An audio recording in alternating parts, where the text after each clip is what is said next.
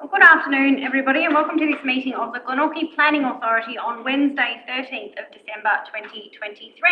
I'm Beck Thomas, Mayor of Glenorchy and Chairperson of this afternoon's Glenorchy Planning Authority meeting. Joining me in chambers today are my fellow Planning Authority members, Alderman Stuart Slade, Councillor Harry Quick and Alderman Russell Yaxley. Also joining us in chambers are a number of council staff presenting to us tonight on the application, and welcome to members of the public who are joining us both in our gallery here this afternoon and also joining us online. I acknowledge that we meet today on the land of the Muwanina people, and acknowledge that while sadly the Muwanina people did not survive colonisation, we recognise Tasmania's Aboriginal people as the traditional owners and continuing custodians of this island, Lutruwita, Tasmania, and pay respect to all Aboriginal and Torres Strait Islander peoples. The Planning Authority declaration is item 1 on our agenda, so I just make a statement to confirm that the Glenorchy Planning Authority intends to act as a planning authority under the Land Use Planning and Approvals Act 1993. I confirm the Planning Authority has full power to make planning decisions on behalf of the entire Glenorchy City Council. Our meeting procedures this afternoon are fairly simple. Our planning officer will present their assessment and recommendations and then answer any questions of Planning Authority members. I will then invite the applicant and any interested parties to have their say by addressing the meeting, and speakers will be limited this afternoon to 3 minutes, as the advice provided in the correspondence interested parties have received noted. I will then ask the planning officer to comment on any matters raised if matters need a response. The planning authority will then discuss the application, and for statutory planning applications, as we are listening to or deciding this afternoon, the planning authority will decide, that's not right, but for your information, for statutory planning applications, the planning authority will decide the application and the senior statutory planner will explain appeal rights, and for planning scheme amendments, as we are considering this afternoon or combined, the strategic planner will explain the decisions being made by the planning authority and the process from here. When deciding an application, the Planning Authority is required by law to seek to further the sustainable development objectives of the Land Use Planning and Approvals Act, to consider representations received during any public notification period, and to make the decision by reference to the current planning scheme provisions. Our meeting rules are fairly simple. We just ask that you please comply with any direction given by the chairperson, and please respect other people's views and their right to have a say. Item 2 on our agenda is apologies, and we have apologies this afternoon from Councillor Kendall, who is on leave, and Deputy Mayor Sue Hickey.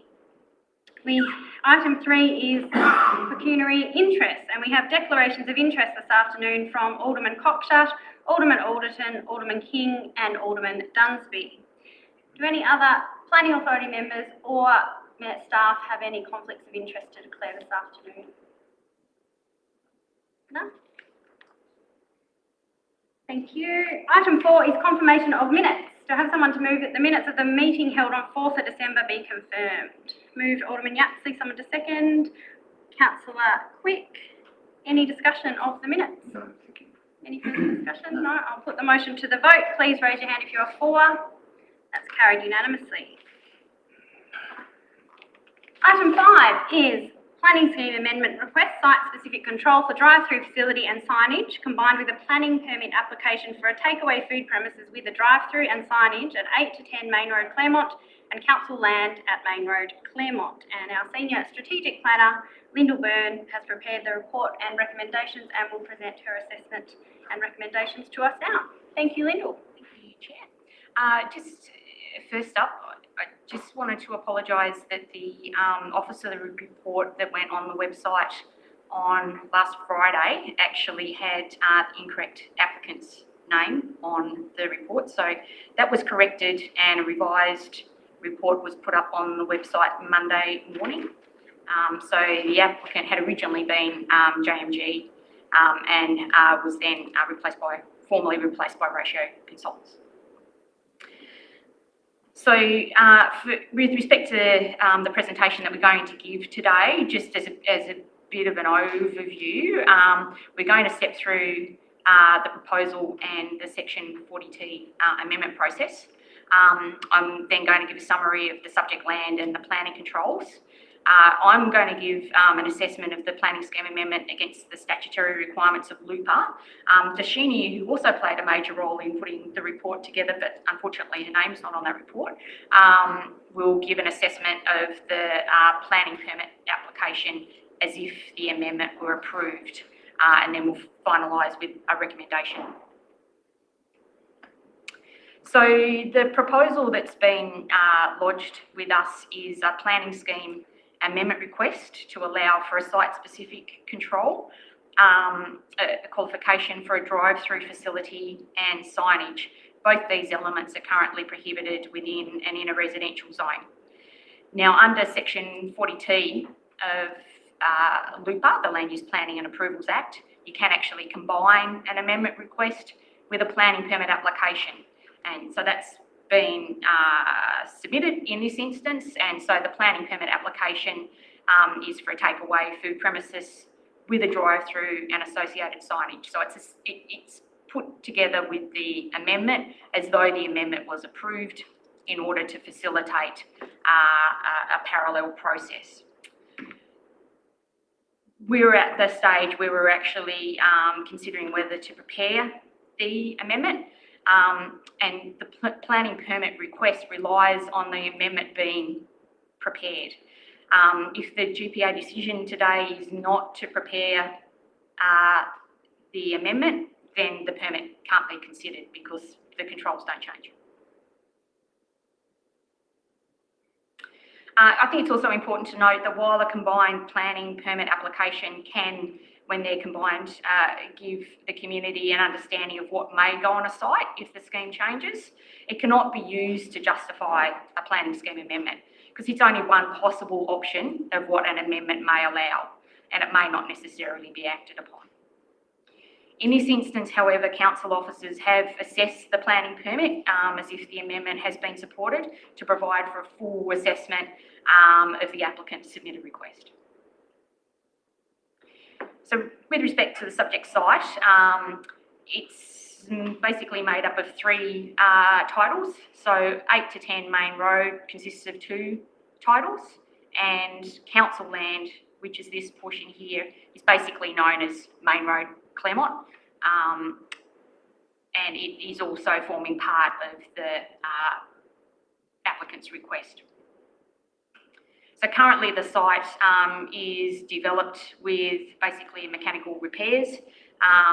It's a fairly large site, and basically the rear of that site is vacant. It's within and in a residential zone. A small portion of the site is affected by the flood-prone hazard area overlay. And the last element under the planning scheme is that there is an existing site-specific qualification directly applicable to 8 to 10 Main Road that enables the service industry, motor repairs and a vehicle fuel sales and services use to be sought as a discretionary application. Historically, the site's been used for a service station that was built, we understand, in the 1950s and has been operating for a reasonable time. Recently, back in 2019, 8 to 10 Main Road was given approval for a service industry, motor repairs use and associated signage, and that use is limited to operate between the hours of 8 a.m. and 6 p.m. So when looking at a planning scheme amendment request, we're required under the LUPA legislation to assess the amendment request against the criteria, that local provision schedule criteria set out in section 34 of LUPA. So I've just summarised the elements there, but a planning scheme amendment must meet all of these aspects. So they need to contain all the provisions that an SPP requires them to contain. They need to be in accordance with section 32.4 of LUPA, which is a significant benefits or unique qualities test. That's basically a test that is only applied for things like site-specific qualifications and specific area plans. It's a very high bar. It's not something that council, because our planning scheme is relatively new, we haven't really had an opportunity to test the extent of those tests and what's required. But I'll talk a bit more about that later. An amendment must also further the objectives set out in Schedule 1 of LUPA. It must be consistent with state policy. It must satisfy the relevant criteria in relation to Tasmanian planning policies. None of those have been introduced yet. It must, as far as practicable, be consistent with a regional land use strategy. It must have regard to council's strategic plan. It must also, as far as practicable, be consistent or coordinated with any adjacent state planning scheme. And finally, it must have regard to the safety requirements prescribed under the Gas Safety Act. So an amendment must be assessed against all of those aspects. Council officers have undertaken that assessment, and we believe that the planning scheme amendment does not meet 3 of those tests. So I've highlighted those 3 in red, and I'll talk specifically about those shortly. So basically, we don't believe that the whole of the amendment has met the requirements under section 32.4. We don't believe that the amendment furthers the objectives set out in Schedule 1 of LUPA, and we don't believe that it's had adequate regard to council's strategic plan. So in respect to section 32.4, like I said, this is kind of a new test for so like specific controls like SAPs and site-specific qualifications. It doesn't apply to rezoning, etc. So the tests are basically set out that a proposal must meet either a significant benefit, and that significant benefit can be environmental, economic, social, and the significant benefit can be at a regional, state or municipal level, or it can meet the inequalities test. So that basically relates to whether it has particular environmental, economic, social or spatial qualities that require the provisions. And those tests must apply to the actual planning scheme amendment. So the planning scheme amendment relates to signs and the drive-through. So we can't consider a broader, as in this case, the broader McDonald's food services use. We can only consider the drive-through and the signage. So officers have looked at what's been put forward by the applicant. They've submitted that the McDonald's businesses and its franchises basically provide significant economic benefits normally to a local area and community. And they've also provided some information to say that on average, where a proposal has a drive-through facility, that may well account for about 57% of total monthly sales. And that this then leads to basically a translation that could mean around 71 to 99 jobs being provided in the community, with a substantial proportion of those jobs being for people aged under 21. Now, while that quantum of benefit about what's significant is difficult to understand what that would be at a regional or municipal level, it's acknowledged that a drive-through facility could potentially provide economic benefit to the Glenorchy community in respect to job opportunities. So it's possible that the drive-through could meet that criteria of being a significant economic benefit to the municipal area and meet A.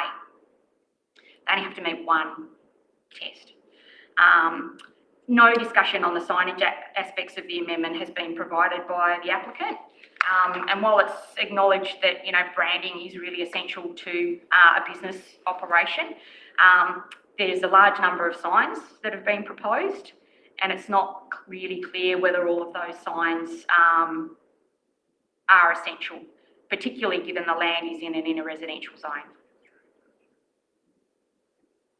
While business identification signage of some form could be appropriate in a residential area, there has been no significant social, environmental or economic benefit to the local community, regionally or otherwise, demonstrated by the applicant. So it's considered that the signage element wouldn't meet the significant benefits test.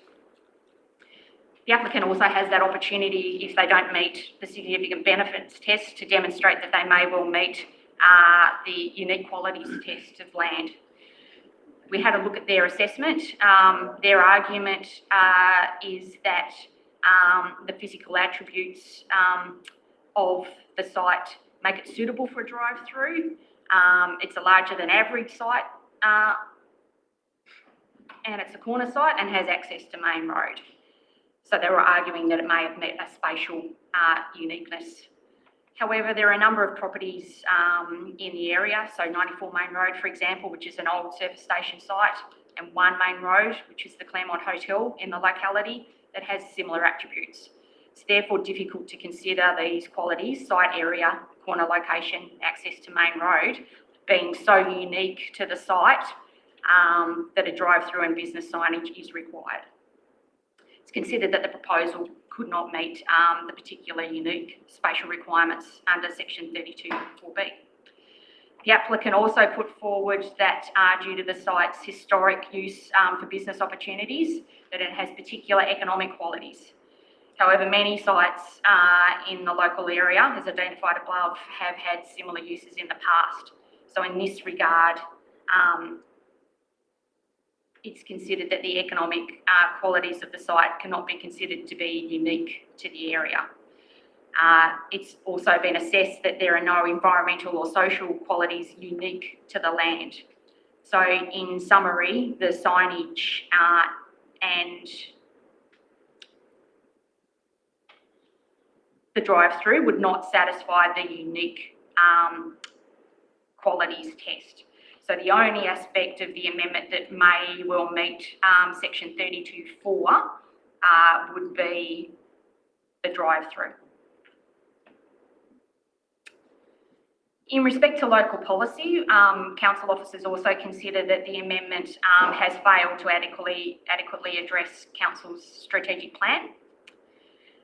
One of the key community goals of our strategic plan is that we're open for business and that council seeks to be a city which is easy to do business with while managing our city's growth responsibly.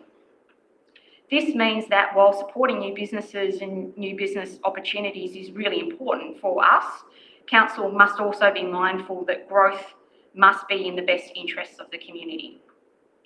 The applicant submitted that the proposed planning scheme amendment is not at odds with that vision and the goals of the strategic plan, and it will directly contribute to the open for business goal by facilitating economic activity and potentially providing jobs.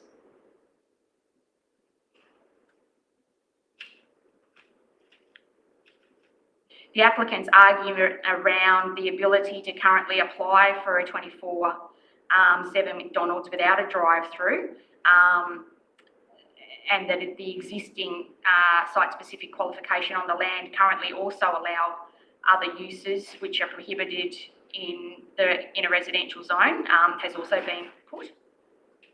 The applicant also argues that there's an absence of any strategic policy or declared intention from council for the site to be used for residential purposes. As a service station, service industry motor repairs use has operated on the site for some time without conflict and continues to be allowed.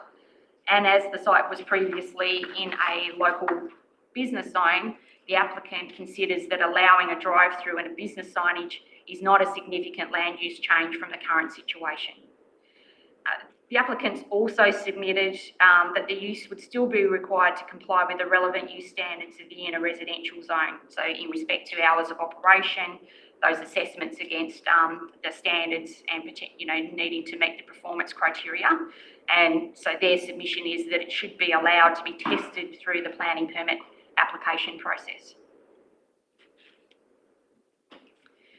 In response to that, council's position is that while there was no kind of documentation, while there's no documentation on and why the state planning provisions exclude a drive-through component from residential zones, it's considered that their prohibition relates to their potential negative residential amenity impact being greater than catered for in the scope of the zone standards. It's also considered that council's strategic and declared intent for the land is evident through its inclusion in an inner residential zone. The existing site-specific qualifications and the historical local business zoning applying to 8 to 10 Main Road were applied to enable existing established uses to continue when old planning schemes transitioned into new planning schemes. So essentially those controls maintained the status quo. And in converting into the current planning scheme, decision was made by council not to continue to apply the local business zone, as it was not appropriate, as there was no strategic intention to maintain such uses or grow this land for business. So from council officers' position, we believe that there is a clear intent that the land should be used for inner residential zone permissible uses, and that is a clear direction that is evident by the zoning, and in respect, I guess, to the existing site-specific qualifications on the land, the justification in implying those was basically to facilitate the existing use that was there, with the expectation that once that use had gone, then the inner residential zone and the uses that are permissible within that inner residential zone are the uses which we consider. It's considered that introducing these elements, a drive-through and a business signage to the site, is inconsistent with the land use direction adopted for the land, identified through a residential rather than a business zoning. While such a development would bring economic benefit, including employment opportunities, in respect to council's strategic plan, when we have to consider about managing growth responsibly, it's considered that while there are economic benefits, we also have to consider the social impacts. And it's considered that it would not be in the interest of the community to facilitate an outcome that's inconsistent with the land use direction under the planning scheme, and it's likely to cause some negative amenity impacts in that area. So it's considered that the proposal hasn't met the objectives of council's strategic plan, because that balance must occur between economic values and managing growth sustainably and responsibly, i.e. considering the community.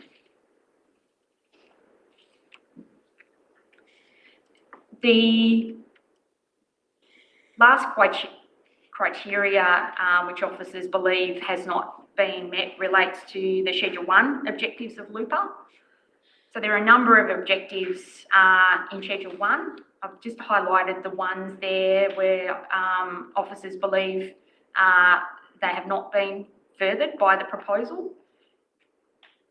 Essentially, these objectives relate to fair and orderly development of land, facilitating economic development in accordance with the objective B, and the essential element of that being fair and orderly development, demonstrating sound strategic planning, having an explicit consideration of social and economic effects about the use and development, integrating planning with social and economic local policies, i.e. the strategic plan, ensuring a pleasant living environment, and considering land capability. The applicant's argument does centre around the ability to currently be able to apply for a 24/7 McDonald's without a drive-through, in that there's an existing site and that there's an existing site-specific qualification that currently allows other uses which are prohibited in the inner residential zone to be sought. And their argument is that therefore the amendment would not be a significant departure from the current land use situation.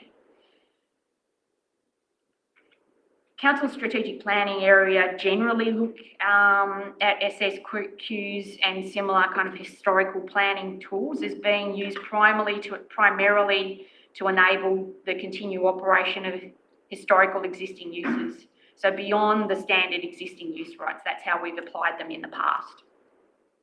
And that's how we applied the SSQ for 8 to 10 Main Road.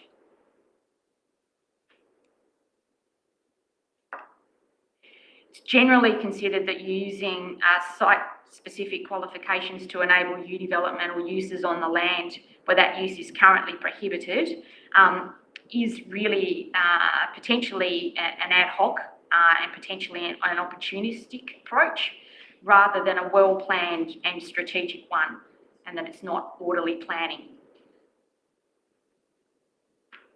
The removal of the local business zone from the land and its inclusion instead in an inner residential zone demonstrates a clear intention that the future use of that land should align with residential permissible uses within the inner residential zone and not revert to uses that may have been permissible under a former zone.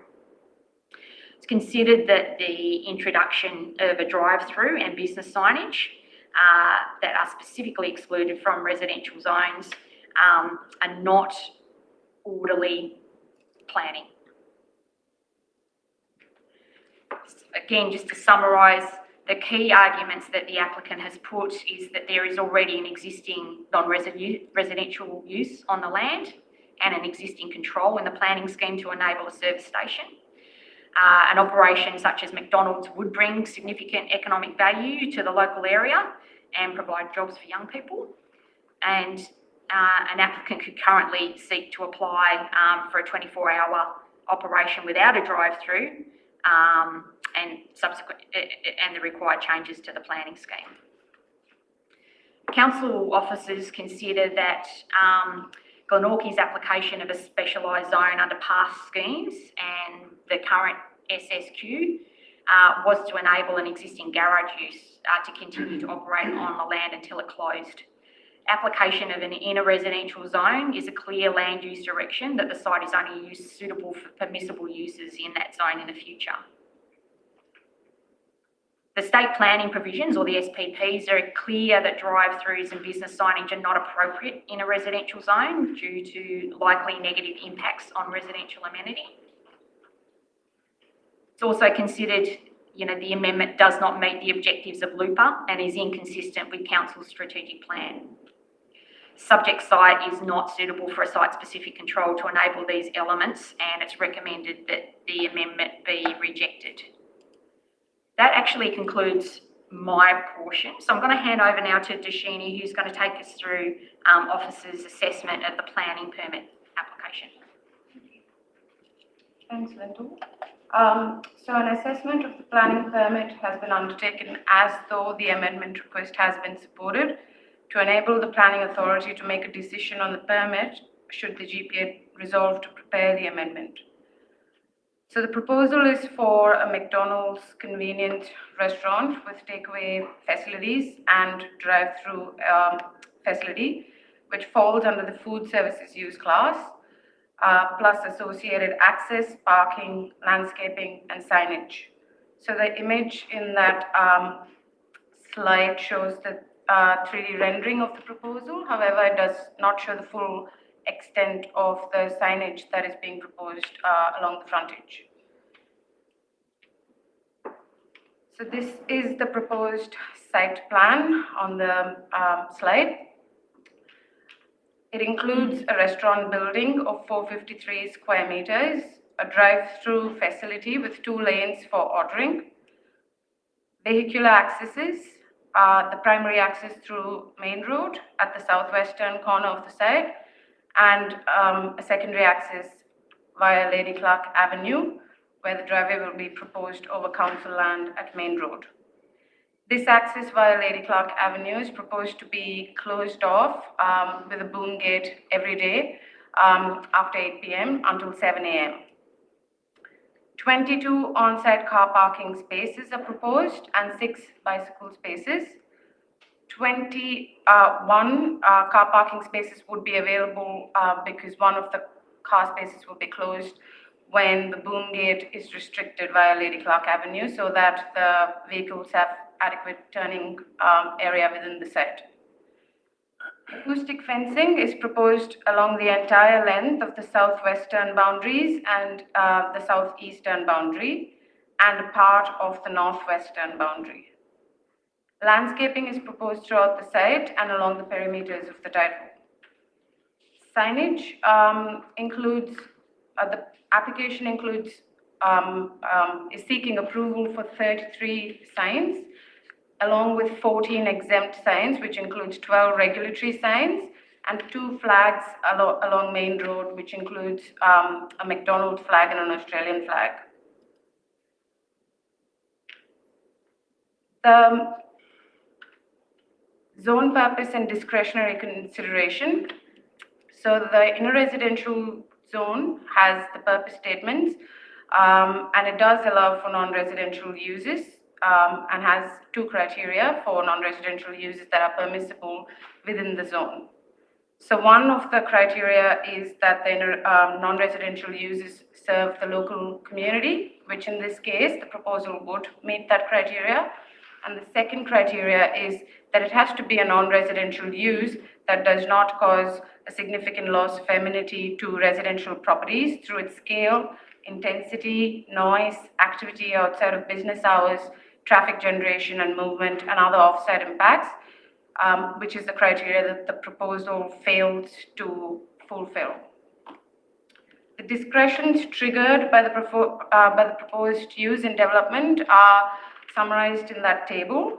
There are 14 discretions. Normally, if there's a discretion, the proposal has to demonstrate compliance against the performance criteria, and a merit-based assessment is undertaken. In this case, there are 8 standards that the proposal fails to meet the performance criteria. I will be discussing these 8 specific standards in this presentation. The first one is the use standards. So there are 3 use standards. The first of the use standards is the hours of operation. The proposed use is proposed to operate from 6 a.m. to 11 p.m. Sunday to Thursday, and 6 a.m. to midnight on Fridays and Saturdays. So the image on the slide shows the proximity of the site to the adjacent residential dwellings, the closest dwelling being 2.5 meters from the proposed site boundary. An acoustic report was submitted. So as part of the hours of operation assessment, a few things that are required to be considered under the performance criteria is whether the proposed hours of operation will cause an unreasonable loss of amenity through timing, duration, or of the extent of vehicles, and emissions from noise, lighting, etc. So an acoustic report was submitted with the application with a number of recommendations, including implementing a perimeter acoustic fence, switching off refrigeration condensers for delivery vehicles, operating air conditioning units in low speed during night times, a localized acoustic screening on roof-mounted refrigeration unit. While these recommendations have been made, these are difficult to enforce and regulate through planning permits. The health officer has also undertaken a thorough assessment of the acoustic report and has identified some inconsistencies with the traffic impact assessment that was submitted with the application with regards to the peak vehicular movement calculations, due to which the accurate impact on residential amenity is unable to be confirmed, and it is considered that it would be greater than what has been mentioned in the report. Given the hours of operation and given the amount of vehicular movements and the peak vehicular movement calculations, it is considered there will be an unreasonable loss of amenity to the adjoining residences. An odor assessment report was also submitted with the application, and this assessment considers 2 sites, not similar, but established existing McDonald's sites in the north of the state, in Launceston. and talks about the complaints that they've not received any complaints there. However, it is to be noted tolerance levels to existing established uses are different to tolerance levels where it is a new use in a zone that doesn't allow the use. The timing of the odor assessment also falls outside of the peak hours that have been identified in the traffic impact assessment. Therefore, the level of odor may actually fluctuate, is considered to fluctuate with peak timings and peak days. Again, due to insufficient information, it wasn't clear if what the accurate impact of the odor would be on the adjoining residences. Light emissions is another consideration which I will discuss in the next standard. Given all of these considerations with vehicular movements, noise, odor, light, it is considered the proposal fails to meet the performance criteria for clause 9.3.1. In terms of external lighting, there was a lighting report that was submitted with the application. The lighting report does not provide enough details to undertake assessment and understand the impacts. It also uses a superseded version of the Australian standards to undertake the assessment. Given the hours of operation, the long hours that have been proposed, the light sources, including the illuminated signs, which I will be discussing further in the presentation, it is considered there will be quite a significant impact on the residences adjoining the property due to external lighting. The third use standard that the proposal fails to meet is the loss of amenity to the adjacent sensitive uses standard. So the applicant puts forward an argument that the site is currently used for non-residential, non-conforming use.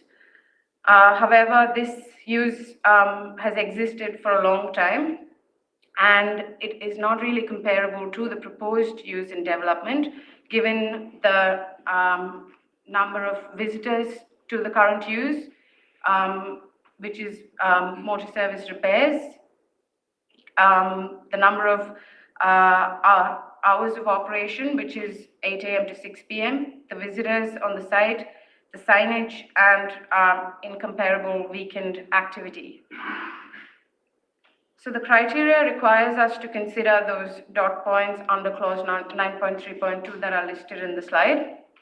The intensity and scale of the use is considered to be significant given the long operation hours, given the peak vehicular movement calculations, and 75 seats that would be just within the restaurant building, excluding all the drive-through vehicles. So therefore, the intensity and scale of the use is considered to be quite significant. Emissions, again, I've discussed about acoustic, noise, light, and odor, and these are considered to be quite significant and would have considerable impacts on the residential amenity. The type and intensity of the traffic generated by the use, while main road may be capable of handling the increased traffic, even though it does have few issues that I will discuss further in the traffic section of this presentation. Lady Clark Avenue certainly is not suitable for this increased traffic, given its road width, two-way traffic movement, inadequate space for vehicles to turn, and safety at the turn-off on main road, which I will discuss further as well. The impact on the character of the area, while it is acknowledged that currently the area is not a typical suburban residential area, given its proximity to the Claremont CBD and the current use of the site, having a big restaurant development with a drive-through facility with significant number of signage that are also not just significant number, but a lot of them are illuminated. It does change the character of the area quite different to something in the lines of more business or commercial area rather than a residential zone. The need for the use in that location, there hasn't been adequate information or supporting information submitted with the application that demonstrates that there is a demand for a restaurant facility with a drive-through and signage that is needed in that area.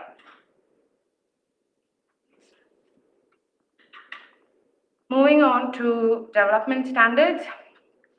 So this is in relation to clause 9.5.1 of the planning scheme, which is the containment of the building within the permissible building envelope that's stipulated by the scheme.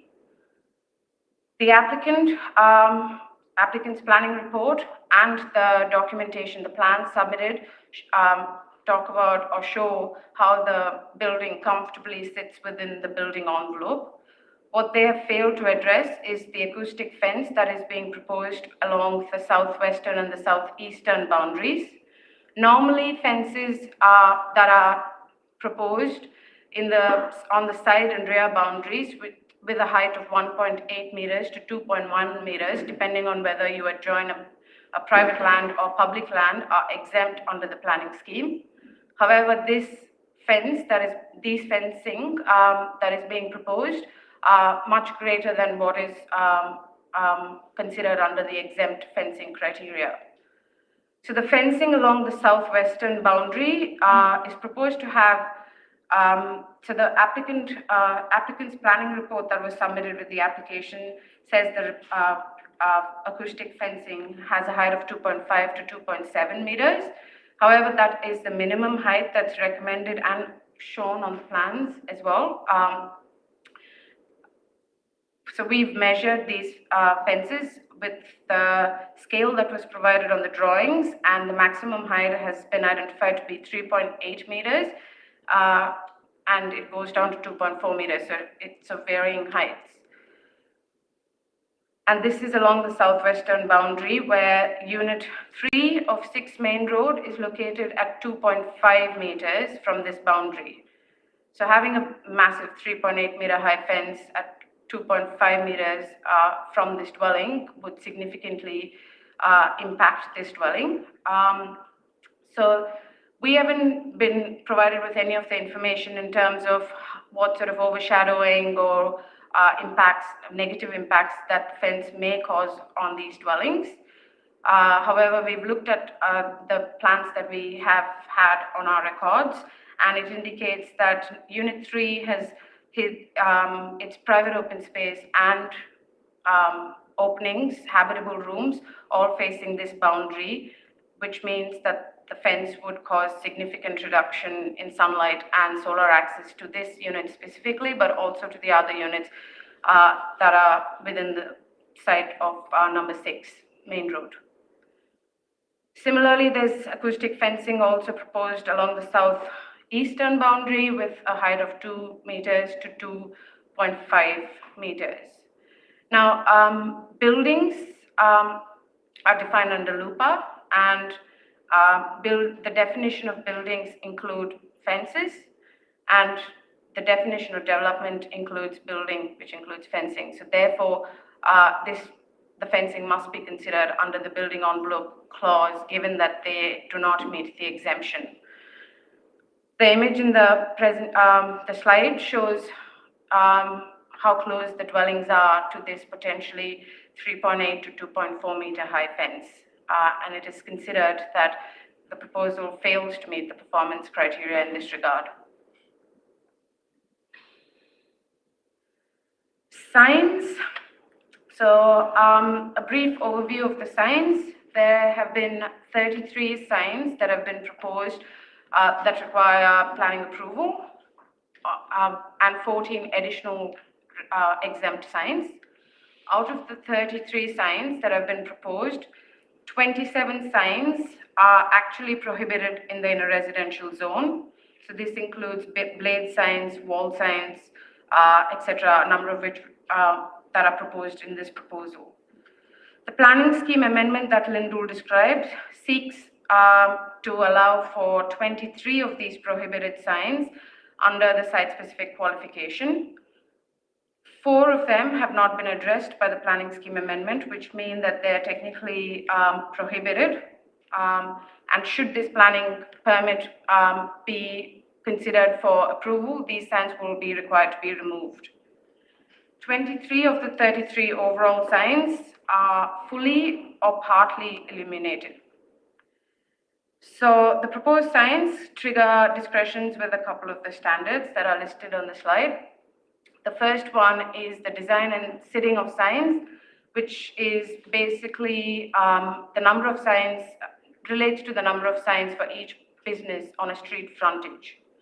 So the site plan that's on the slide shows the number of signs that are proposed on the frontage, and it is noted that a few of them are regulatory exempt signs. 7 of them require assessment under this particular standard.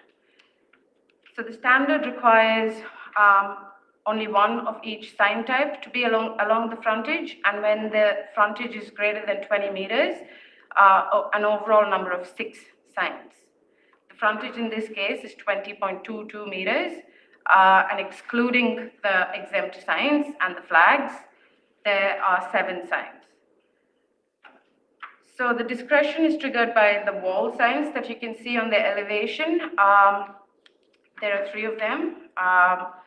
However, in this case, the wall signs are considered acceptable, given that the area of the building facade is quite substantial and all of the wall signs read different messaging. It is considered acceptable. The blade signs, however, there are 3 of them proposed along the frontage, are excessive and do not meet the performance criteria. These blade signs are quite substantial in size. One of them is 3.6 meters in height and 2 of them are 2.3 meters in height. They all have repetitive messages with the M logo, and while they have some directional messaging, it is not really clear why the repetition of messaging is required along the frontage, and this adds to visual clutter as well on the streetscape. The next standard is relating to illuminated signs. As I mentioned, there are 23 signs that require that are proposed to be fully or partly illuminated. These illuminated signs are on various facades of the building, on all facades of the building, and dispersed throughout the site as ground-based signs as well. And some of them are in very close proximity to the residential properties along the southwestern boundary. These signs do not meet the performance criteria. Given the number of illuminated signs, a lot of them facing residential properties, which are sensitive uses. The hours of operation, the long hours of operation mean that these signs will be operating in those hours. It is considered that it would cause a loss of residential amenity. The purpose of all of these illuminated signs and the messaging in them is unclear as well. While it is acknowledged that signing forms an integral part of the branding and the business model, other than a few of them which give directional messaging, a lot of them are repetitive and add to visual clutter in a residential zone. It would be a different case if it was in a business zone or a commercial zone.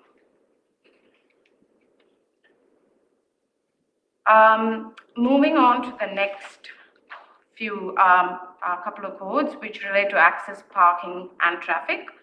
An overview of the traffic concerns that were raised by the traffic engineer will be described. Starting with Lady Clark Avenue, the increase in traffic on Lady Clark Avenue due to the insufficient road width for vehicles to turn and maintain a two-way traffic along the road, and also the safety of the junction via main road.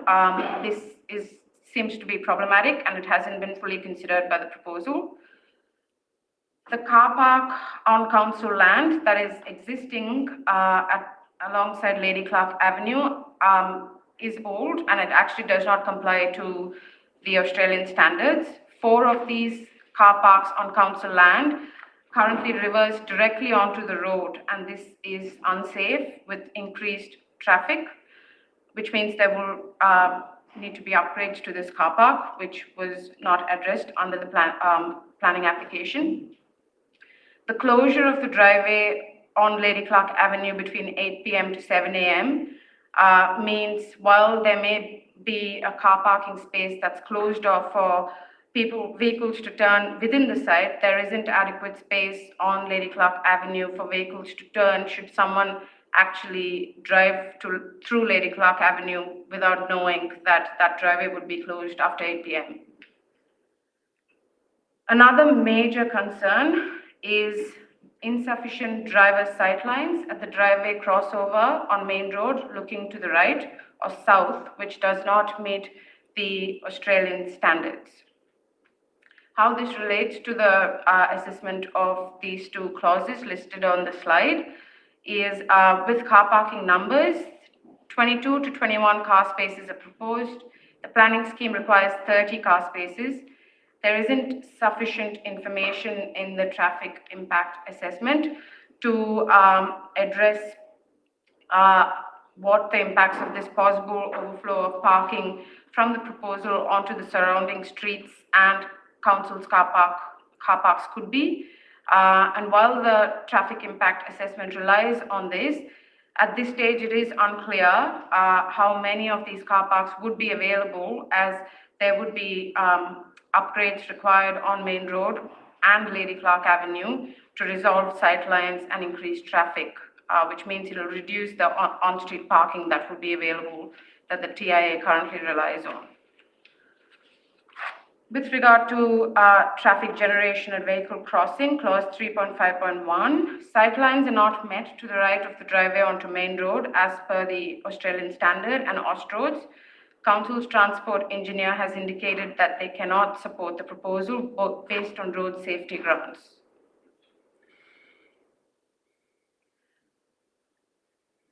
Conclusion on the planning permit request. It is noted, because we didn't ask for, keep going back and asking for further info. There is a number of instances where the proposal has failed to comply with the applicable standards due to inadequate information that was provided. However, a number of the non-compliances that I've discussed today will require significant modification of layouts and redesign that will have further repercussions on other aspects of the proposal that will need a further assessment and further planning reports to be submitted to support the proposal. A number of matters, however, cannot be resolved with modifications to layouts or design. These are impacts due to the intensity of use, the amenity impacts caused due to emissions, including noise, light, odor, etc. The acoustic fencing is also very problematic. While it may have a function of mitigating noise and light impacts, it will have significant amenity impacts to the adjoining residential properties due to its scale and structure. It is considered that the planning permit application therefore could not be supported even through conditional approval. Thank you for that comprehensive presentation, Darshini. Yeah, so just as Darshini said, so in a normal situation where we do get a planning permit, say application, a statutory application, officers will often go back numerous times to an applicant to ask them to provide additional information, unless it's a situation where planning officers consider that they would be refusing an application, because we believe that to constantly ask an applicant to provide more and more information when we're of a mind to refuse that application is really like an inappropriate burden on the applicant. In this instance, as Darshini flagged, there was a number of gaps in the information that was submitted in response to council's substantial request for information, and because our officers got to a point where we believed that we could not support the planning scheme amendment, our decision was that we would not continue to ask the applicant to provide more and more information, with our recommendation being that the amendment could not be supported. So the recommendation is before the GPA, and I'm not sure if the Mayor wants to read that or if Sure, well, you can read it. I can read it. Your recommendation. Okay, sure, thank you. So our recommendation is that pursuant to section 38(2)(b) of the Land Use Planning and Approvals Act, the Planning Authority determined not to prepare the amendment for the following reasons. The amendment's not in accordance with section 34(2)(c) of LUPA, as the amendment does not further part 1(b) and D and part 2(a), D, C, D, F and I of the Schedule 1 objectives of LUPA, particularly the objectives seeking orderly and proper planning.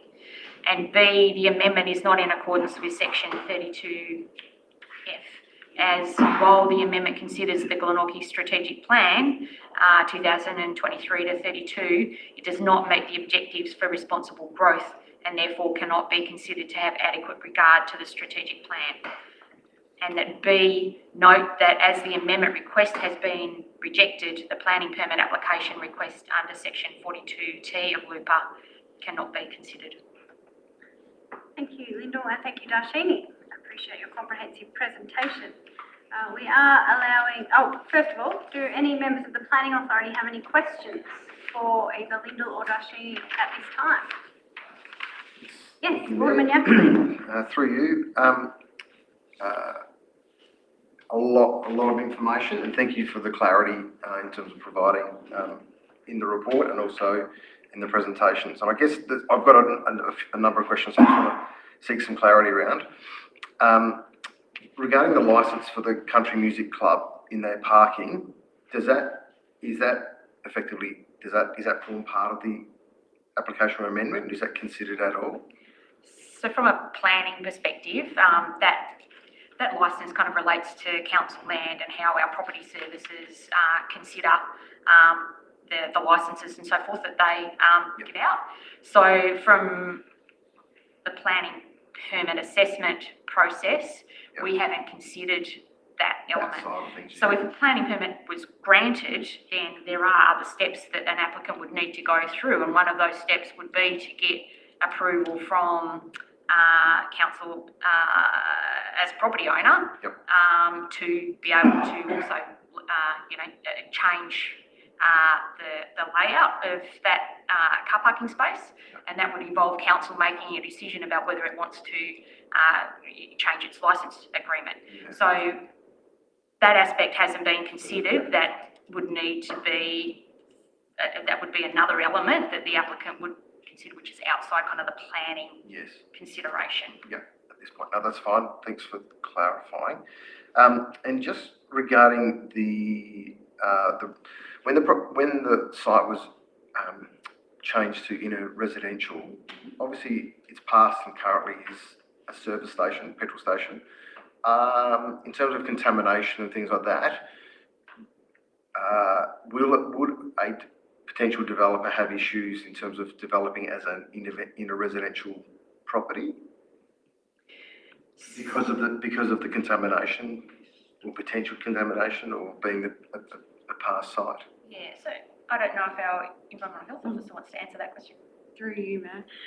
The site is currently being decommissioned as an underground petroleum storage tank through the EPA currently, so they are undergoing a thorough assessment to decommission the underground storage of the units. There would be a requirement that any potential residential use go through a land contamination site assessment, but it's based on previous assessments. It doesn't seem like it would be something that would be unobtainable. Yeah, okay. All right. No, thank you. And probably one of my last ones at the moment, just in terms of the additional information requested regarding the amendment, was there any additional information required or asked for that wasn't supplied regarding the amendment, not the application as such? No. No. Okay. Whether the applicant could be considered to have justified their request Yep. is a different matter, but we asked them to provide information in respect to a justification against council's strategic plan, and further justification against that significant benefits unique qualities test, and they provided that. Yeah. Okay. I guess, and then we assessed. Yeah, based on that. Okay, that's great. That's all at the moment. Thank you. Thank you, Alderman Yaxley. Any further questions? No? We are inviting members of the public to address the authority as well as the applicant. So any members of the public like to address the authority? Mr. Campton? Thank you, Mayor. Paul Campton, Main Road, Claremont.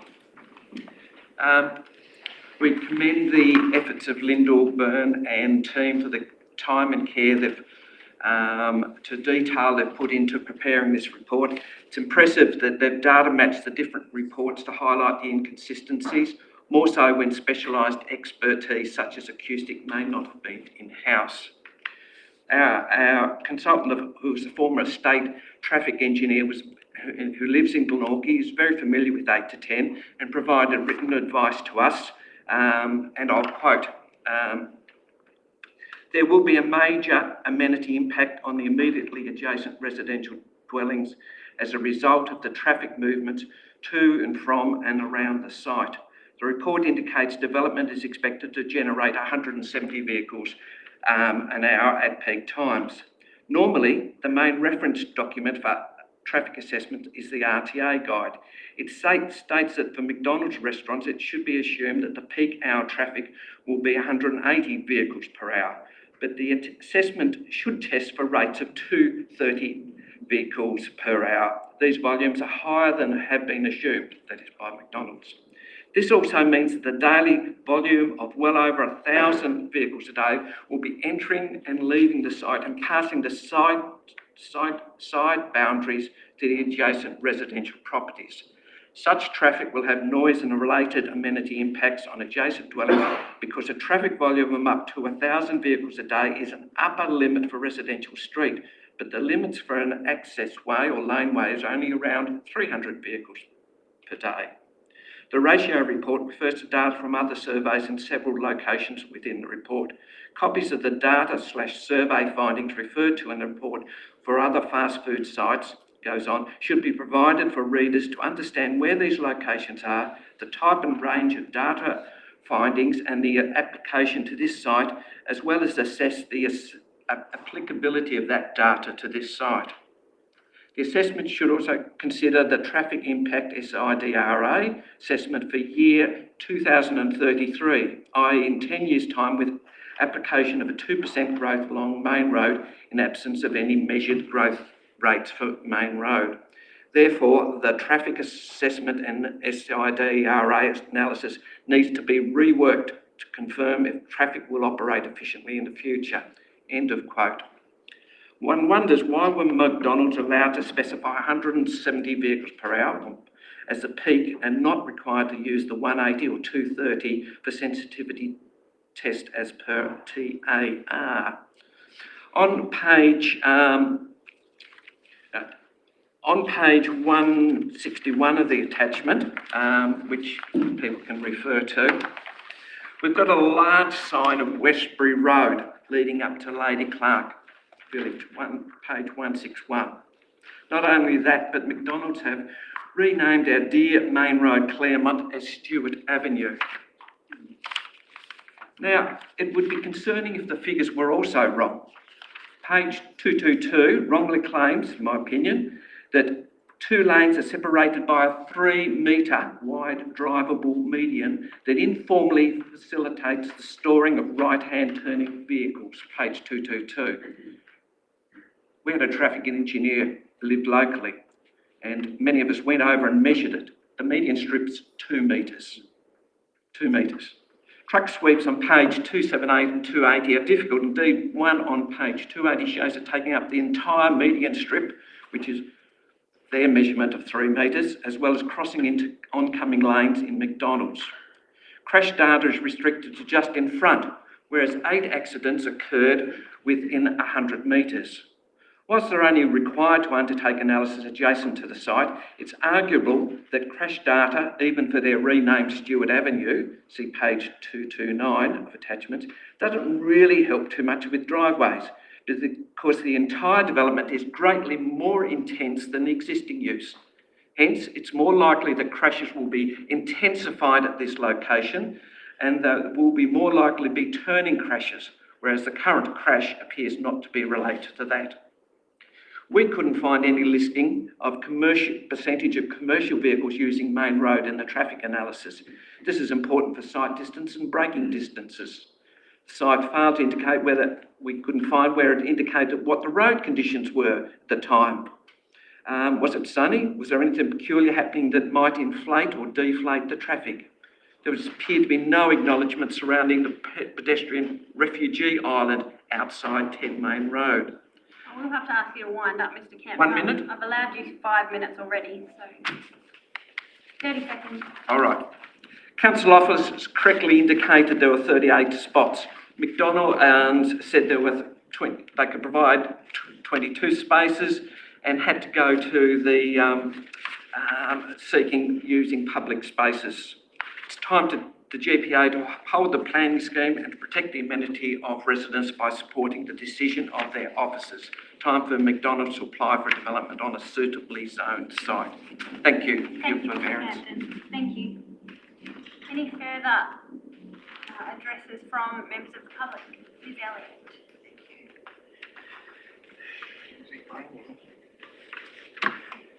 I'm Pauline Elliott from Main Road, Claremont also. I also would like to commend Lyndall Byrne and her team for the time and effort they've put into preparing the report. It was very thorough and highlighted inconsistencies with data provided and omissions. The importance of the inner residential zoning within the statewide planning scheme is noted, as is the local area plan and Claremont-specific future development plans prepared by the council. These planning documents all stress the need for land for housing and appropriate development in existing and suitably zoned areas and the amenity of residents. The lighting report provided by Rubidium Light highlights some of these inconsistencies and failures.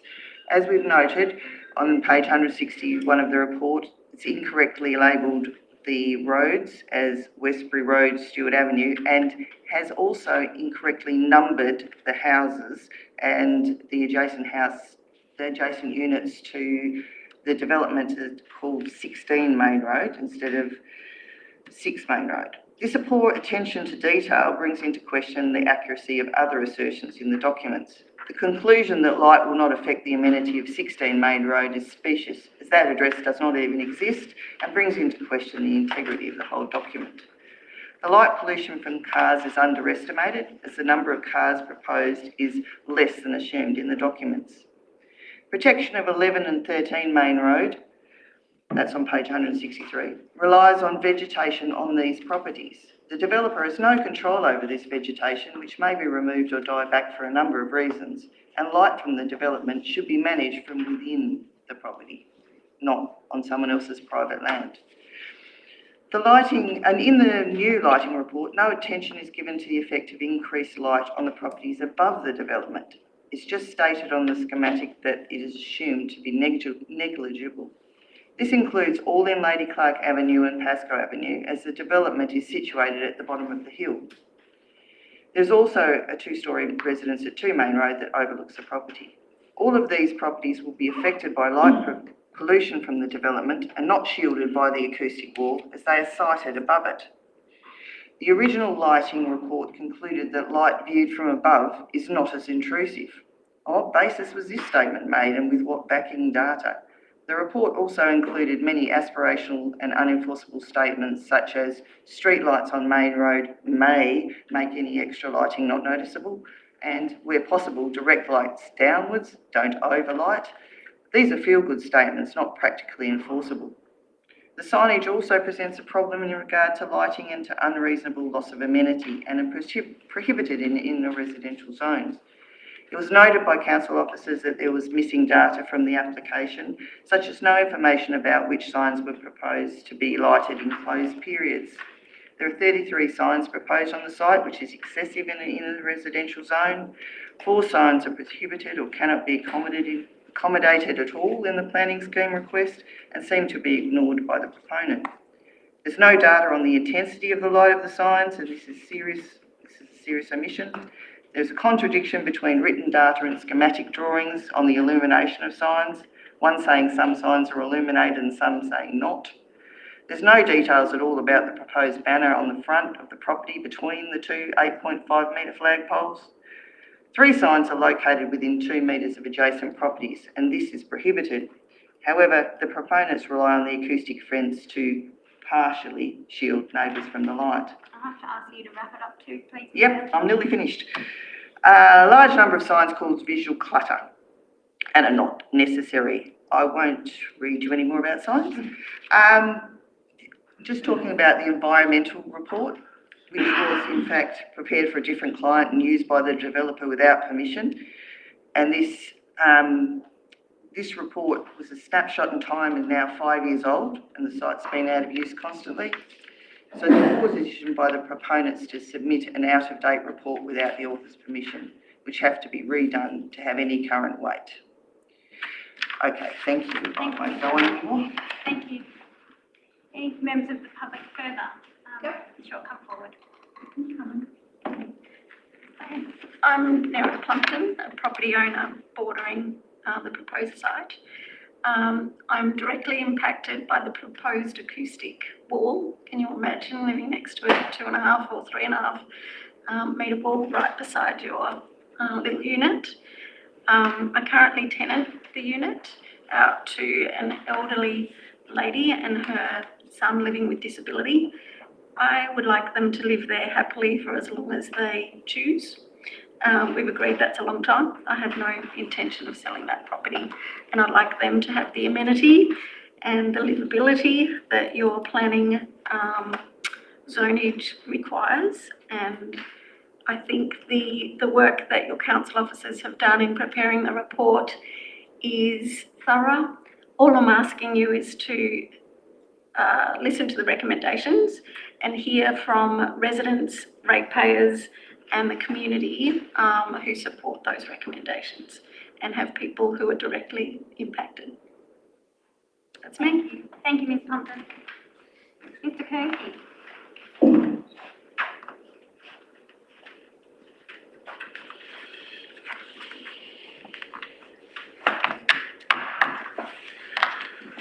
Thank you, Mayor. Thank you, members of the Glenorchy Planning Authority, to allow me to speak on this matter.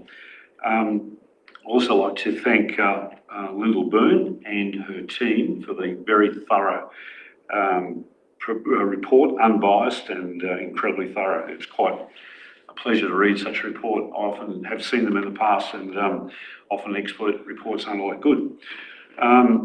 So the property in question, 1950s petrol station, the current use on there is a reflection of a bygone era. In relatively recent times, the planning authority, using town plan, which we obviously now use really well, included the property in a residential zone, and the land use direction is quite clear. It's surrounded by residential properties, and it's not suitable for, in isolation, to be developed as a business use. So obviously, close proximity to the neighbourhood shopping centre, medical facilities and transportation ideally suits residential. So the subject property, 8 to 10 Main Road, obviously in the residential zone, a 24-hour drive-through use is prohibited. It would have extremely detrimental impact on the amenity of the surrounding residential properties, and if the amendment is approved, I can see it will completely destroy the amenity of the surrounding residential area, and it would also have a domino effect. Actually, it would encourage a ribbon development, which is what the whole town planning model is about, not allowing it to happen in the future. And it would be like going back to the 1950s. And I look at Main Road Glenorchy, Main Road Moona, all capital cities in Australia back in the days when they didn't have an active town plan, these accidents happened. The McDonald's proposal, their claim is correct. It will create economic and employment benefits for our young people. But it can still happen. I mean, the site, from what I've read and what I understand and my knowledge of the property market, and we're in favour of having McDonald's in our municipality, but on a correctly zoned site where there won't be conflict with residential property. So the motto, you know, open for business and the goal, open for business, can still be achieved. It can still happen in Glenorchy, but an appropriately zoned site. I have met with the property manager of McDonald's. I've introduced her to other sites, and there's one in particular near the college, the Claremont College. They liked it, but they keep on coming back to the subject 8 to 10 Main Road because all of the infrastructure's in place and they can benefit on that, you know, and the infrastructure's been paid for by the residents and ratepayers and Glenorchy City Council. Anyway, we are also in a housing crisis. The other thing we all should remember quite clearly, the property in question could be capable of developing maybe up to 8, good housing units. You mentioned about the contamination issue. Nothing is insurmountable. I'm sure that can be developed for residential without any issues. The site is ideal, as I mentioned, it's close to doctors, transportation, and. I'm going to wind you up to me. Okay, all right. How much time have I got? You've had 4 minutes. Oh, sorry, I've been going like a thrashing machine. All right. Look, all I would like to say is this. I'll finish now. Thank you. The elected representatives, whether they're in local, state, or federal, often people are very critical of them. But you people, I hold you in high regard, and that you sacrifice your time and your effort and your family time in order to be part of the decision-making process of the future. And I just ask, in your role here, as your stewardship role, can we just humbly ask you to look at all the facts that have been presented and make the decision and reject the application, remembering that the employment and economic benefits that we speak about, that McDonald's speak about, can be achieved on another side. Thank you very much. Thank you, Mr. Kirby. Mr. College.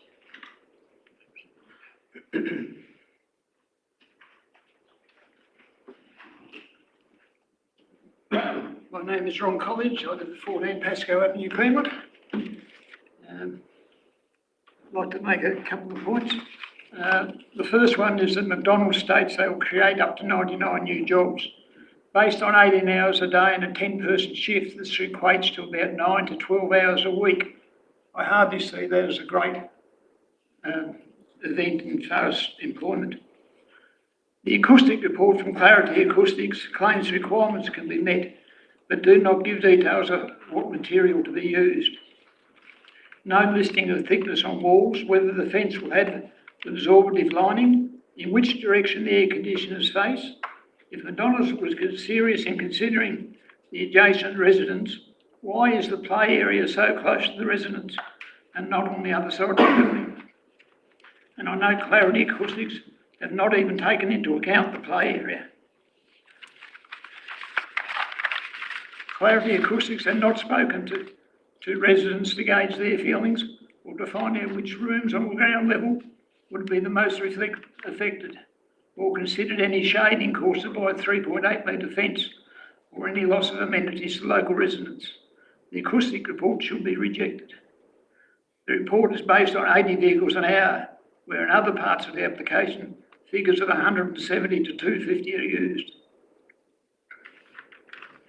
Page 115 gives sight lines to Lady Clark Avenue and towards the south, but did not take into account proposed signs in front of the buildings or mention sight linings towards Pascoe Avenue, or take into account the access of the residents from number 2 to 6 Main Road. Page 119 mentions one crash in 5 years. I'm sure that if council checked their records to see how many times they've repaired the pedestrian safety barrier, they will get a true recording. I know of at least 8 in the last 7 months. The last wreck is still in the grounds of 8 to 10 Main Road, where the car was written off after hitting the barrier. Thank you. Thank you, Mr. Collins. Any further address from members of the public? We do have the applicant here as well, a representative from Ratio Consulting. Would you like to come forward and address the authority? Thank you.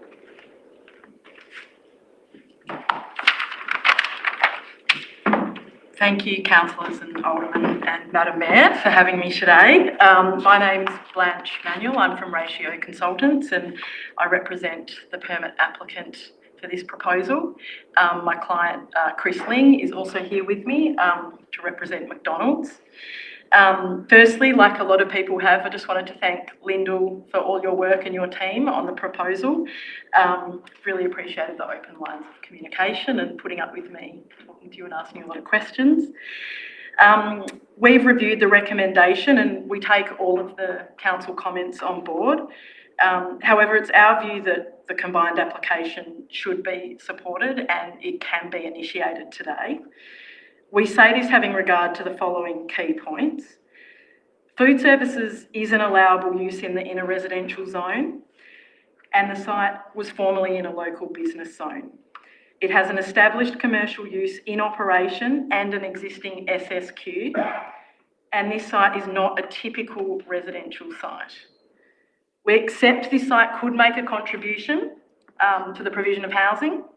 However, it's already used for commercial purposes and this site alone is not considered to represent such a significant loss that will impact the housing supply. We get it, we understand change, particularly when it involves commercial development can be really challenging. However, what the strategic plan asks for is net community benefit. Now, this isn't to say that all members of the community will support an amendment or a proposal. It's to say whether the benefit of an application or a proposal outweighs perhaps the potential negative impacts. And so in our view, the proposal does meet and further the requirements of LUPA. Noting that the amendment relates to the signage and drive-through, we say that both of those components of the proposal will result in significant employment. We're talking about employment for young people. These are people that are under 21. They work after school, they work after uni, they work between uni, what are they called, classes. So no, it might not represent significant hours, but it represents work. It represents work for young people who might welcome this type of thing into the community, and young people who represent the future of the city of Glenorchy. And we say this is going to have a meaningful impact, noting that Glenorchy has a higher rate of unemployment than the Australian average, and this is a significant social and economic benefit. We also think the amendment will provide for fair and orderly planning. And we acknowledge that council's raised some concerns about inconsistencies and potential matters of concern with the application.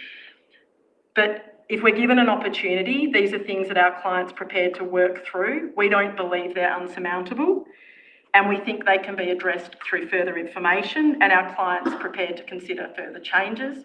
They've already shown their willingness to work with council. The original proposal had 24/7 operation. It now closes at either 11 or 12. Lady Clark Avenue has been amended to be closed for a period of time, and they even got rid of the sacred Big M from the front of the store. So we're not here to say there's only one way to do this, and our clients are more than happy to work further on potential amendments that might make it more palatable.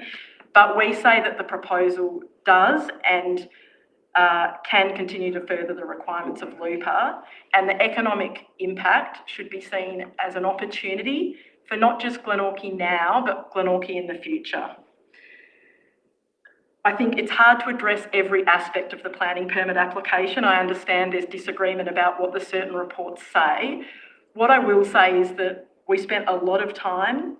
We've engaged professional engineers, traffic engineers, acoustic engineers, lighting engineers. Sure, there are things that perhaps can be ironed out, but these are people who have done a thorough assessment, and it is not reasonable or fair to say that a lack of information or a potential tweak that can be made equates to an unreasonable amenity impact. Insufficient information is insufficient information. It doesn't follow that something is therefore unreasonable, and we are prepared to and would have been prepared to provide that information had we been given the opportunity to do so. So in the interest of time, which I suspect is ticking over, we think that the proposal represents a really, really great opportunity for the City of Glenorchy. We think it's well considered. We think the design itself meets the relevant requirements, and we think the amendment stacks up really well against LUPA, in particular, the elements that council say it fails on in terms of orderly planning and the social and economic benefit. So thank you for the opportunity to speak, and thanks again to council officers. And if anyone's got any questions, feel free to ask. Great. Thank you so much, Lance. Thank you. Yeah, really appreciate it. Anything further you would like to add in response to anything, or you feel like you've covered it? One of my colleagues noticed a typo in our recommendation, Oh. so if I can maybe table correction to that. Can you tell me what the typo is? So in A, lowercase a, we have the amendments not in accordance with section 32.4.2c of LUPA, as the amendment does not further part 1, B and D, and then goes on to say, and part 2A, D, C, D and F. That first D needs to be deleted. Okay, sure. Do you have the capacity to change that slide and put it up there? Yes. Thank you. We will note for our papers that the recommendation changes to take out the D there. So it reads part 2, A, C, D, F and I. Yep, that's it. That's it? Yep. Thank you. Thank you. Thank you for picking up that erroneous D. Any further questions of authority members? No? Well, we have a recommendation before us that pursuant to section 38(2)(b) of the Land Use Planning and Approvals Act 1993, the Planning Authority determined not to prepare the amendment for the following reasons. A, the amendment is not in accordance with section 34(2)(c) of LUPA, as the amendment does not further part 1, B and D and part 2A, C, D, F and I of the Schedule 1 objectives of LUPA, particularly the objective seeking orderly and proper planning. B, the amendment is not in accordance with section 34(2)(f), as while the amendment considers the Glenorchy Strategic Plan 2023 to 2032, it does not meet the objectives for responsible growth and therefore cannot be considered to have adequate regard to the strategic plan. And note that as the amendment request has been rejected, the planning permit application request under section 40T of LUPA cannot be considered. Do I have an authority member to move this recommendation as a motion? Moved Councillor Quick, seconded Alderman Yaxley. Councillor Quick, would you like to open debate? Yes, I'd like to compliment our planning people. This has probably been the most forensic examination of a planning application probably since Northgate was mooted light years ago. I understand the applicants, having lived in Glenorchy since 1962, I've seen the development of the area.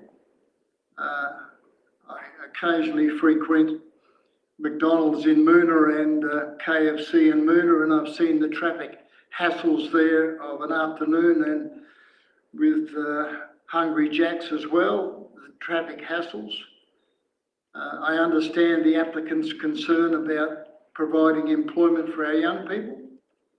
And as a former federal politician and a teacher, I understand the need for our young people to acquire jobs. But I think this is the wrong place for McDonald's.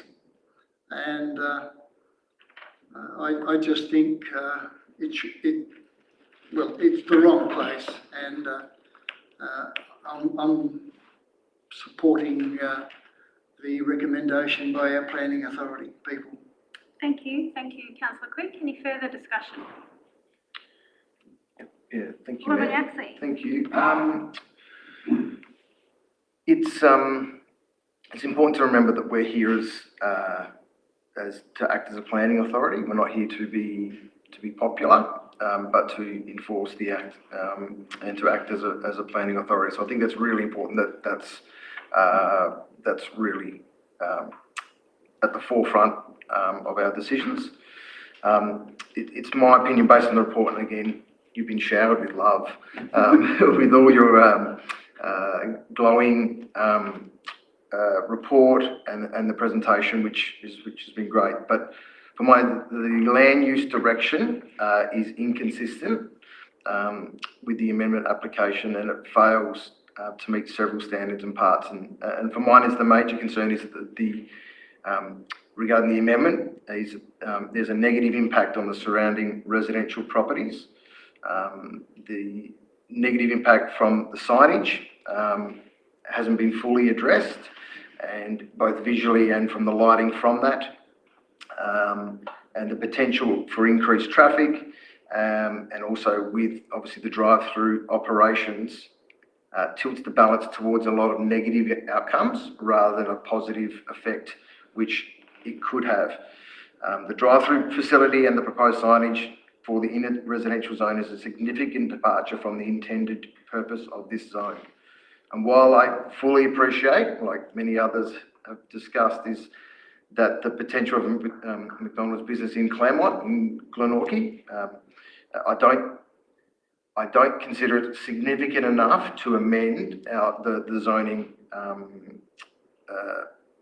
proposal that we've got here. It's clear from the site that it's incompatible for a business based on these issues that we've discussed.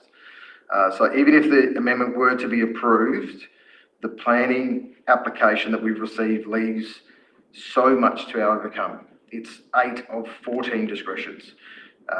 And from the report, some fail and could be tweaked, as the representative mentioned, that some could be tweaked, but there appears to be a lot that couldn't be overcome in terms of traffic and a range of other issues. So even if we went through to the proposal, to the application, so I don't see how some of those things could be overcome. And while we absolutely at Glenorchy remain open for business, absolutely, and progress and future is always at the forefront of what we're doing, it's critical that we make sure that any changes to zoning that it aligns and proves itself, and in turn supports the best interests of our community and our residents, and I feel this amendment does not.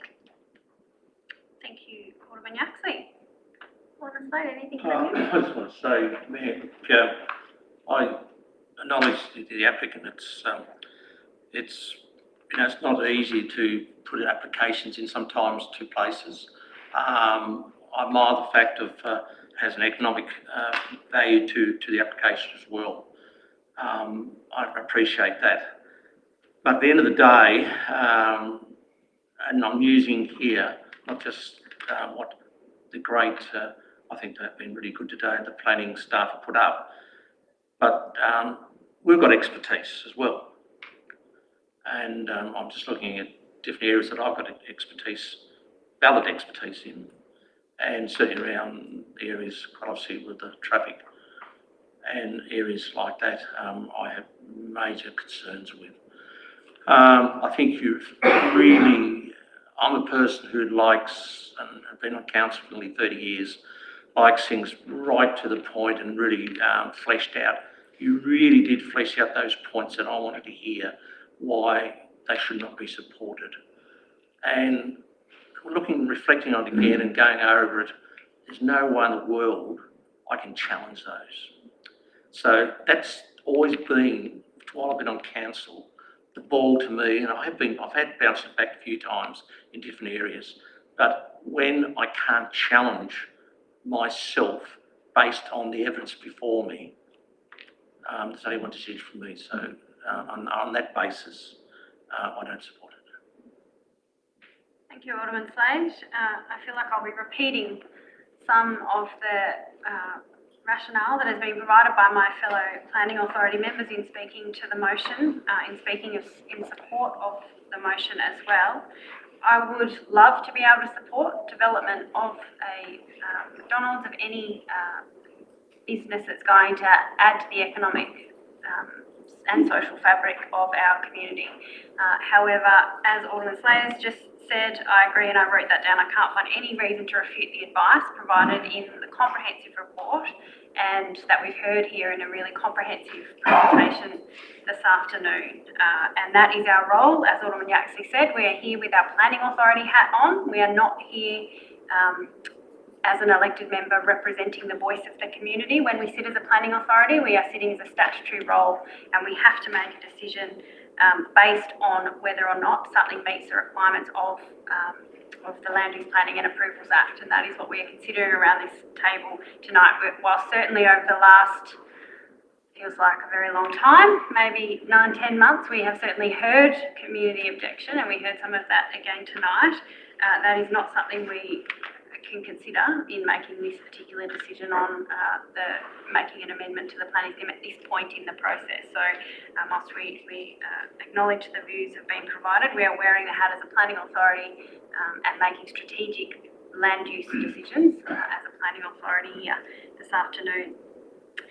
Appreciate the applicant being here to present to us as well, and the effort that has gone into preparing the report and the information that was requested as an additional information request. I know it takes a lot of time and costs a lot of money. Again, that makes it really hard for us to reject applications, acknowledging the effort and the cost that goes towards that, and because we genuinely are open for business in Glenorchy and we genuinely want to see business grow and develop. However, it has to be done in a way that is appropriate in terms of our land use planning, and we take our role in land use planning as a council very seriously, and certainly a lot of effort has gone into the Glenorchy planning scheme in recent years to get it to a point where it is facilitating and enabling and ensuring growth occurs responsibly and appropriately, and that is again what we're making a decision about tonight. We support new business growth where it's demonstrated it's in the best interest of community and where it is harmonised with our land use strategy, and a lot of work and thought has gone into our land use strategy, and that's what we're considering tonight. We heard that from the applicant that it's a formally a business zone and the site is used for business purposes now. However, I guess we also heard from our planners and in the report talking about the SSQs being the site-specific qualifications being primarily used to enable continuation of existing land use when planning schemes change, and that is why the site currently has that use, rather than to enable new development or use on land where use is prohibited. And I'm convinced that making a decision to enable a qualification to be used for a drive-through and the signage, which are the elements that we are considering, will not be a strategic or orderly approach to applying the planning controls, and that is a responsibility we have under the Act, under Schedule 1 Objectives of LUPA, is to ensure we are taking a strategic and orderly approach to applying planning controls. I hear from the applicant and from the information provided by the applicant that it can be reasonably argued that significant economic benefit through jobs could be provided by a McDonald's business in the Claremont community, and particularly with the drive-through. I acknowledge that 57% of monthly Macca sales in Tasmania are through drive-throughs, which is clearly why having that as part of the business is important in that area and would lead to the creation of more jobs. However, as we heard, we can't be satisfied that it passes the test in its entirety. We must be convinced the amendment to the use or development would create significant social, economic, environmental benefit, or the land has unique economic, social or spatial qualities, and we just can't be satisfied with that in relation to both the drive-through and the signage, and that really is what we're considering when it comes to the amendment request. So appreciate the effort that's gone in from everybody to bring this to us for decision. This is not an easy decision to make at all, and I really do hope that the applicant can work within the city to find a suitable site for development in the outer northern suburbs, and that we'll see you again coming back to us with another proposal so that we can realise those economic developments where it is harmonised with the existing land uses. I think that's enough from me. I'll go back to Councillor Quick to close debate. No. Anything? Nothing further? No. I move the motion be put. Okay, I will put the motion. Please raise your hand if you are for. That is carried unanimously. Linda, would you like to explain the process from here? So the applicant has 14 days to appeal to the Tasmanian Planning Commission for a review of the Planning Authority's assessment, and we'll provide you, further details in writing as to that process. Thank you. Thank you very much. That brings our meeting to a close at 5:12 p.m. Thank you everybody for joining us. Stay safe, stay dry out there, and we'll see you next Monday night if you are joining us for our council meeting, our final council meeting for the year at 3:30 here in Council Chambers. Thank you and good night.